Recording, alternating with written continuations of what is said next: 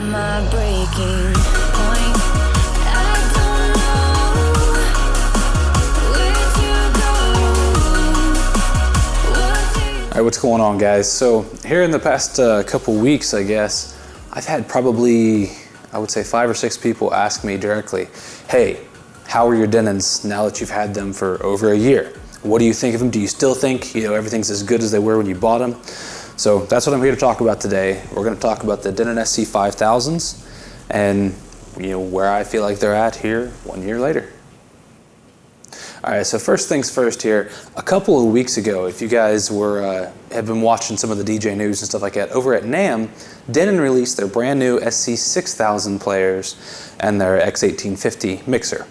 Well, it kind of bothers me, that I've had these for just about a year, well, over a year now, and they've already released a new model. But that's okay. So some of the biggest differences are things that aren't important to me specifically. So the 6000s, yeah, they've got the bigger screen. They have a little bit different platter. But for the most part, the functionality of the players are the same.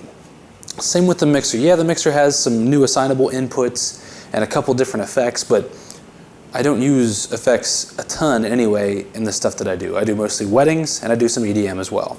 So for the examples here, we're going to talk about these 5000s now that there is a new model out and now that I've had these for over a year, and we'll go through some of the things that I like about them. These models right now are not the newest firmware. They are one step back as of this recording, which is should be February 1st. So, these aren't the newest ones. Firmware version's out now, but that's okay. We're going to talk about what we have now, and there's a reason why I'm not on the newest firmware. So let's zoom in here, we'll take a look at the players, and we'll talk about them. All right, here we are with the SC5000s. A little gunk on that one there, you can see it in the reflection there. SC5000s, the X1800, and the other SC5000. So these, we're going to open up the utility menu. Press and hold the view button if you're not already there. We're going to take a look down through here, and we are on firmware version 1.4.0. So this is not the newest one. You'll see it says update available. There's 1.4.1 out right now, but we're on 1.4.0 for a reason. You will see that we do have the Wi-Fi ability. Those lights are getting me above me. The Wi-Fi is on these, and of course you can adjust your Wi-Fi settings here as well. You can connect to which network you want and so forth like that. Obviously I'm connected to my home network here. I'm clear in the basement, so I don't have the best signal, but that's okay. And both players are connected to Wi-Fi, which is cool.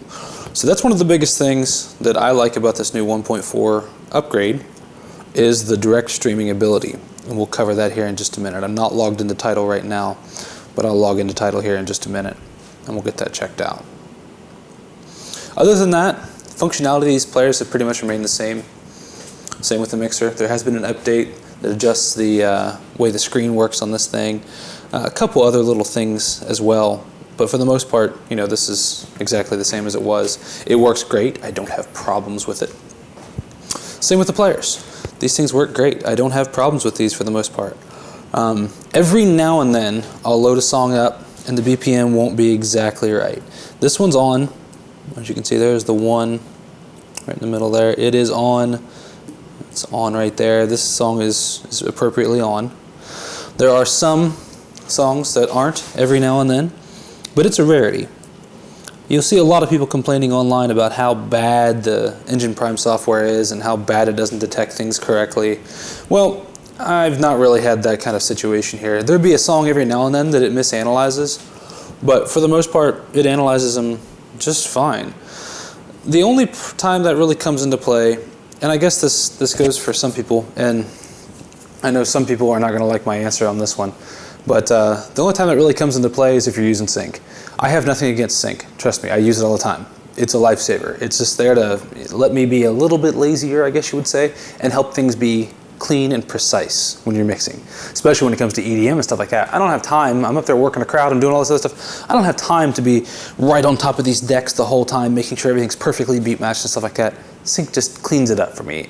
Nothing against it. We're not going to get into that discussion right now. But that's the only time that really comes into play. The rest of the time, I mean, I know the BPMs of most of these songs. I don't have to rely on this thing to tell me for the most part.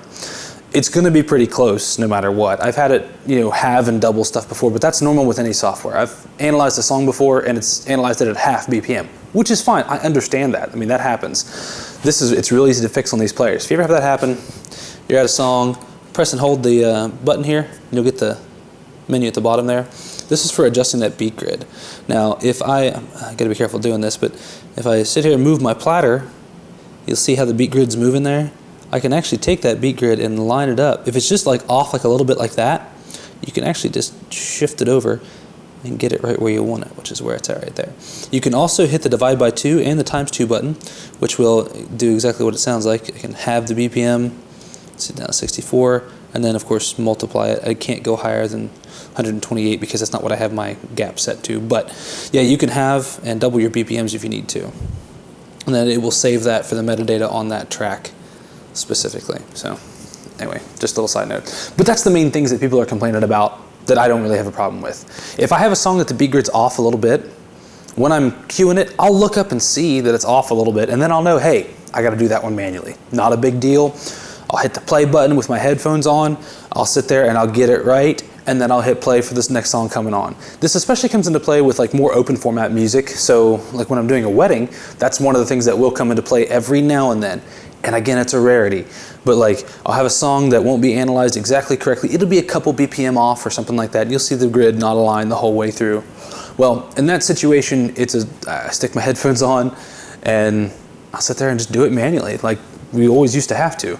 So it's not an issue for me. I don't have problems with that. If a song's not analyzed perfectly correctly, it's not the end of the world. I still play the song. I'm just gonna have to do it a little bit manually. Keeps me fun, keeps it engaging for me, so I'm not just sitting here relying on sync the whole time to keep me exactly on. Especially at a wedding, you have a little more leeway on creativity and stuff like that sometimes than if you're doing like EDM, like things are gonna have to be like right on because you're on a schedule, things like that. So other than that, there's no real big updates to the mixer. There's been a couple little things. Like I said, some of the effects have changed around a little bit. I'm not going to go through those right now, but they're mostly the same. The screen has a couple more edits on it. This screen is an OLED screen, and I guess people were leaving these on like 24/7, 365 at like clubs and stuff like that, never turning them off. And they were getting a little bit of burn-in on the screen. So they have a feature now where after so long of not using the mixer, not actually being involved with it, it will turn the screen off and save the screen. But as soon as you touch something and do something, it kicks back on. So like if it's just sitting there idle, it's not gonna leave that screen on. It's gonna turn it off, and then as soon as you touch something, it comes back on. Players themselves, there's not a whole lot of adjustments in this. There's a couple things regarding playlist management. So one of the big things that I really like, and I do this a lot, is the ability to edit the playlist. We have an edit button up here. So I'm in a playlist right now. I've created on Engine Prime, drug my songs in, I can hit this edit button, and then it'll allow me to, number one, create a playlist or folder over here on the left side. And then it will also let me select tracks here. I can select the 3. Then I can press and hold, and I can drag these 3 tracks around. So I can actually move them below this monks here. And now it's been reorganized, so those 3 tracks that I had selected are now below monks. So there's that. That's really nice. I can select multiple tracks, and I can drag them over to another playlist over here and drop them in there if I want to. Just drop this into May 2019. It copies them. It doesn't like delete them from your list that you're in now. Those are the main things. Yeah, you can edit and move tracks around. Like I said, I can move this one up or down or wherever I want to move it and reorganize the list that I have here on the player. I don't have to do it on software. So if I have this drive and doing multiple shows in a day or over a weekend, I can make edits right here, and I don't have to actually hook this drive back up to my computer. So I'm good to go. Of course, you can still sort everything. All the sortable options are up here as well. You can put comments, and you can even sort by comments, which is cool. I don't use that too much. I mostly just make playlists, and I go through them. So that's the other thing. Let's see, what else do we got in here? Yeah, you can create playlists and folders on the go. So I can sit here and I can create a new playlist if I want to. If I'm out doing a wedding or something like that. I don't connect my wedding drive to my computer real often other than to import music. And so I don't go in there and make a bunch of lists. It's just easier for me while I'm at a gig. If I discover I want to do something different, I can sit here and I can do it all right on the player, which is something you can't do on some other players. which is kind of cool. Another feature they have is if you press and hold a track, you can pull up the full info. And then there's also the track preview, which I just tapped that little play button up there, which is in there. And it's not actually playing on the deck. You see there's no spinning and stuff like that. But if I go over here, you'll see that it is playing in the background. Now if I pull the fader up, because when it's down all the way is when it'll play. So I can hit there, play it. So basically what this lets you do is it lets you hit Q and lets you preview that song in your headphones as long as the fader's down and it's not going to be going out the main. As soon as you pull that fader up, let's see if I can get it here, it stops it. So that way you don't accidentally have something previewing in the background. You just preview a track, and you can get on through and just preview, you know, whatever tracks you want, and they're all going to sit there and play as soon as you hit them. So I can just sit here and do that without actually having to load a track into the deck and get it ready. So it's going to play there in the background, and then if I accidentally bump a fader or something like that, it comes up, you know, you see it just went active there, it goes away. So I won't accidentally play something I'm previewing. So that preview is kind of nice. So like I said, I have it in queue. I can be playing a song over on this deck, you know, and then sit over here and preview one of these songs. You'll see it there, but the fader's down. Since I moved the fader up, you didn't hear it at all through that speaker I had. So kind of a cool little feature to have. That's the other thing that I use the most. Other than that, I don't really use some of the other features. I don't really use the raw music, you know, folders. I do use the prepare list a lot, and I must have been doing a kids dance here on this one. But the prepare list is very handy because I can clear out the prepare list ahead of time, and then I can go in, and as I'm rolling through a playlist, I can see, okay, hey, maybe I want to play that song, but I don't want to play it right now. Swipe to the left, and it'll throw it over into the prepare list, and there it is. And that prepare list is shared, so I go over to this one here, hit that prepare, and there it is. So if I have a song playing on this deck, you know, I'm sitting here playing a song with this deck, and then I want to, you know, I have a song already prepped and queued, ready to go over here, but I don't really want to, you know, mess that up while I'm sitting here trying to figure out a track. I can go over here and, you know, find my stuff that I want. I can, while this deck is playing, throw stuff into the prepare list and then have it ready for when I'm going to be loading the track over here next, and vice versa. You know, you can find them and do them as you want. So those are the main things. Let me get set up here real quick, move some stuff around, and we'll get these things connected over to Tidal, and we'll take a look at the Tidal integration. And so, you know, these things, I'm not a big fan necessarily of like streaming music directly to the players, mainly because of, you know, inconsistencies. Like what happens if, you know, your internet glitches out or something like that. But I had a good use case here lately. I was doing a wedding, and it was a wedding with a musical format that I'm not specifically super comfortable with. Not that I'm comfortable with most anything, I'll play whatever, but I didn't have the knowledge behind that music enough to know exactly what I wanted to play well ahead of time. You know what I mean? So I was kind of relying on feedback from the crowd. I was relying on requests and stuff like that. And I was afraid, since I'm not super comfortable with this thing, I wouldn't have all of the music in my library that I needed to have to be able to pull the gig off, you know, smoothly as possible. So Tidal kind of came into play there. It was a private event, so I wasn't playing it's out to public, you know, and stuff like that. So that's the only thing. One of the things about streaming music on the Denon players in general is you're not supposed to do that anywhere but your home, you know, for yourself. So, you know, that's kind of not really why they're doing that. If that's the case, you just turn on your computer and play Spotify, you know. So in this case here, it did save me, and I'll kind of talk about that a little bit. So let me get set up here. All right, so I'll tell you a little bit about what I just did. And mostly I did this off camera just because I needed to make sure that my Wi-Fi was actually connected and everything was working here at the house and stuff. So anyway, so what you can do in a venue, you can actually take these things and connect these to the venue's Wi-Fi if they have it and if it's open, or even if it's password protected if you have the password. And you can stream songs directly to them. And I think I've showed this in the past about how quick it can be and stuff, but we'll take a look at it a little more in depth right now. So the first thing that I did was we went to our utility menu, and then I went down here to where it says Tidal integration, and I turned it on. It was just off. Now I just turned it on. That was all I did. And as soon as I did that, the screen came up and said, actually, I can just show you. We'll go over here, we'll go back, and now we have a new icon up here. So on this one, it is the USB, because that's where the actual USB drive is plugged in.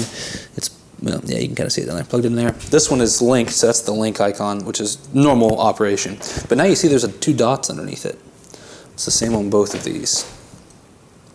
So what I did is you go in here and you just hit that button there, and you see it switched over to the T. Now, since it's already logged in, it's not going to say it now, but it did say, logging into title, and just making sure your account's good to go. And we can do the same over here as well. And so now you see it switched over to title. So actually, I'm going to have one of these on title and one of them on the USB drive, just so we can kind of show in a quick example. So with title, I can sit here and I can search for stuff. So let's see, we're going to search for an artist. I'm going to search Drake just because it's something simple. I'll search Drake, and you can see it is the T for the title, so I am searching title right now. And here we go. Here are all the songs that title has that have the word Drake in it. And of course you can always go, much more granular with your search and stuff like that. I just did something very, generic. So, couple important things about this. If you're doing this at like a wedding or a school dance or something like that, it does have the E. I don't know if it'll focus well, but it has the E there that does stand for explicit. So like God's Plan here is an explicit song. If I searched God's Plan up here, it would probably give me 2 options, one being explicit, one not, one being edited, sorry. So yeah, say I want to play In My Feelings, there's the song I want. I selected it. I'm just going to select the song, and then you see it downloads the song, and now it's going to analyze the song, and I can already play it. Even though it's not analyzed, I can go ahead and already play it here, and so I'm not going to play much of it because the copyright police will get me. But I can go ahead and play it even before it's done analyzing. And now, here we go. The song has been completely analyzed. It took, what, 2-3 seconds? Well, it took more than that. 5-10 seconds at most. It gives me my BPM up here. And zoom out a little bit here. We can scrub through the track and see. Our BPM is on, as you see right there. It did analyze it correctly. There's the 1 right there. So you can set cue points. I just set a cue right there. Moved over here and just say I want to set a cue right here. I can set cue points. Now, the next time I load this song off of title, this track, those cue points will be there because it stores those cue points on your local media. So, well, it's going to be over here on this one, but it stores it on whatever drives you have plugged into the unit. So that's kind of a nice feature. I don't know if you can control specifically which drive it goes to, but it does store it locally. So the next time my cues will be there on this song. So I can be sitting here, I can play a song right here. This is that song.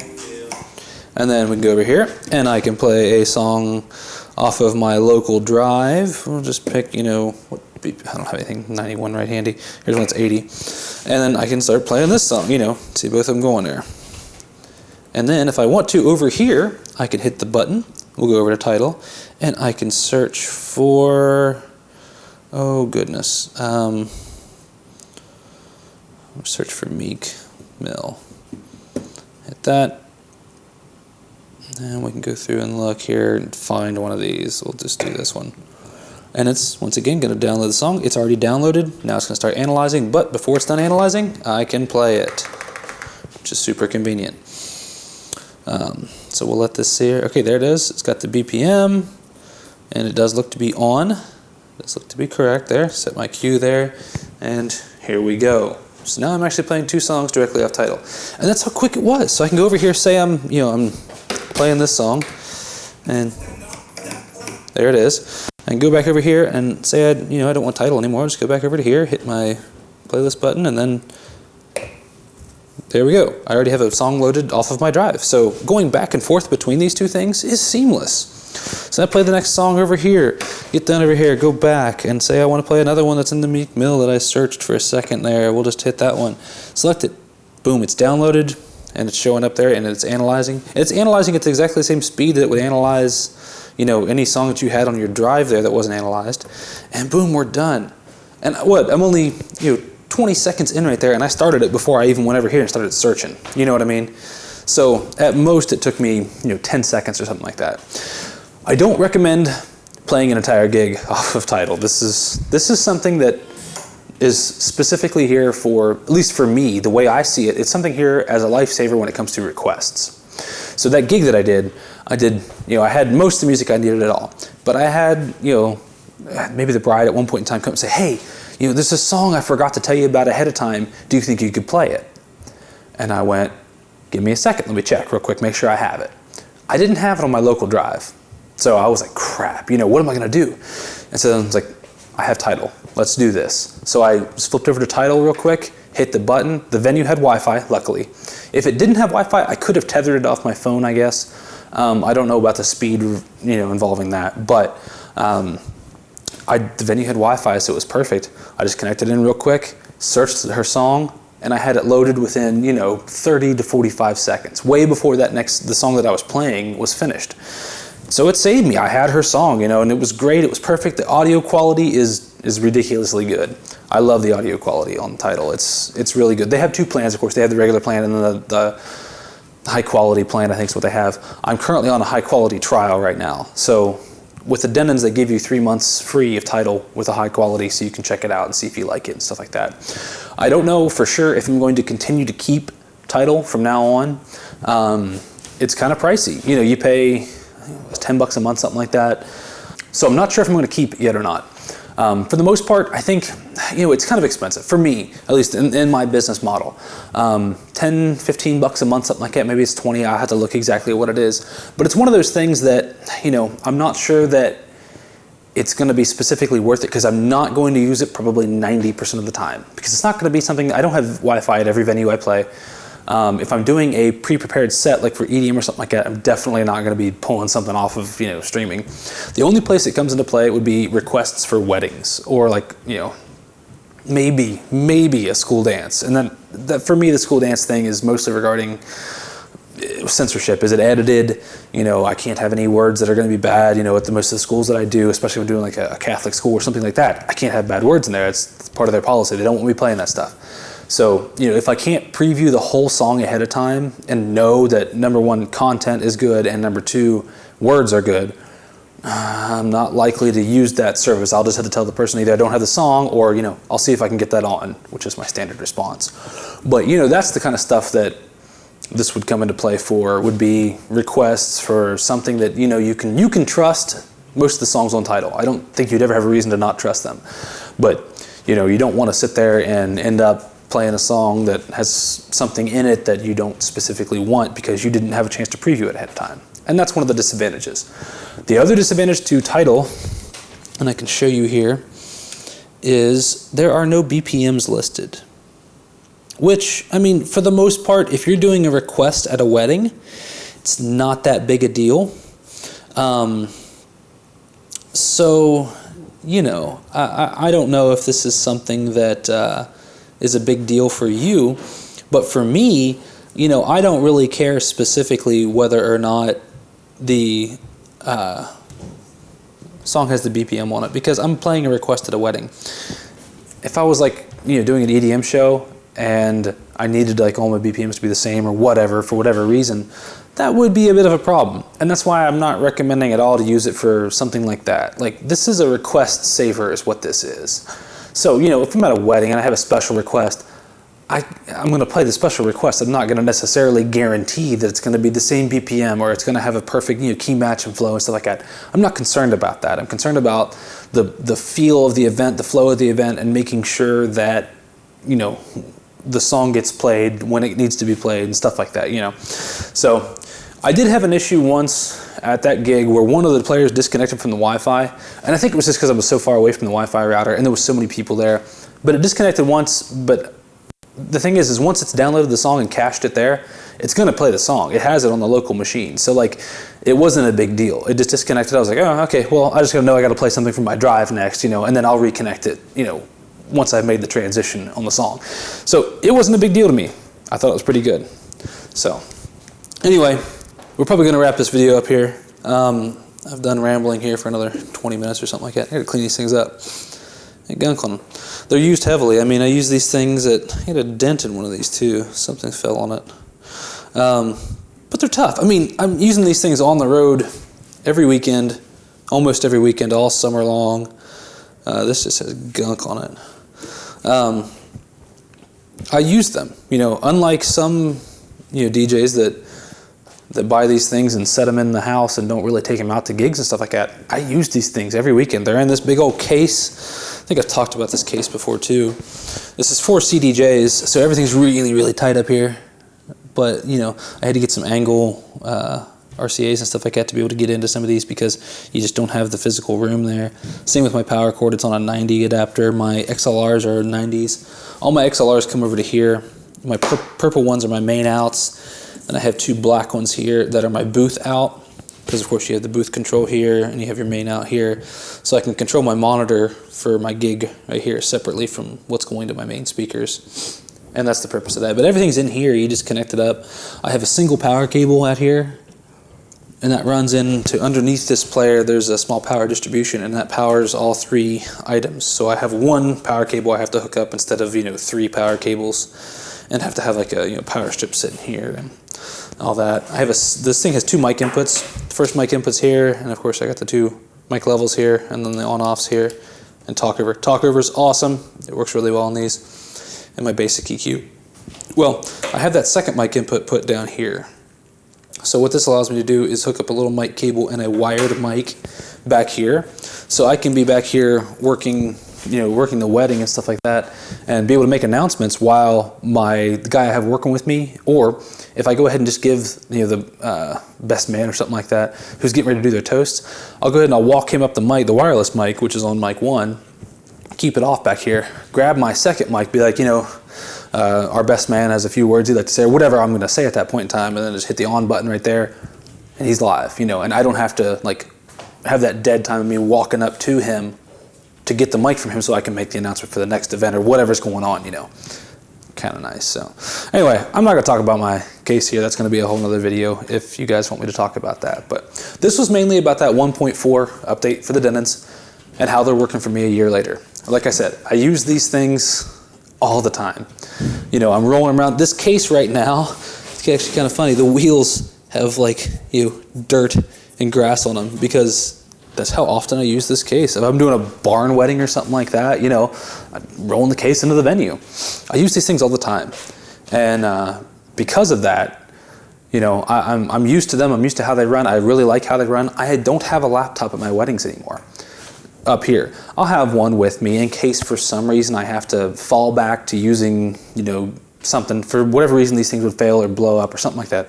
I always have backup with me. I have some way to do the gig the rest of the way with a laptop or whatever. But this is a situation where I haven't had to do that. I mean, I've had these things for a year. I've used them continuously at every wedding this past year. And there was no wedding that I did not use them, I don't think. And I did tons of weddings. In addition to EDM shows, we're taking them to 2 hours away, sometimes for these gigs, and playing them at the shows. I turn them on, they work every time. I just don't have issues with them. Longevity seems to be great. Build quality's fine. I mean, like I said, I dropped something on this thing and it gave it a dent, but it still works fine. Color change in there. What touches? Yeah, everything works just fine. I don't have problems with it. The screens work great. They look good. They're still responsive on the touch. I still have my plastic on them. And I do that on purpose. Some people give me a hard time because it shows fingerprints better, but still have my plastic on because I can have my plastic on. If I don't need to take it off, I'm not gonna take it off because I don't want to, risk damaging the screen early. Everything works. Everything feels good.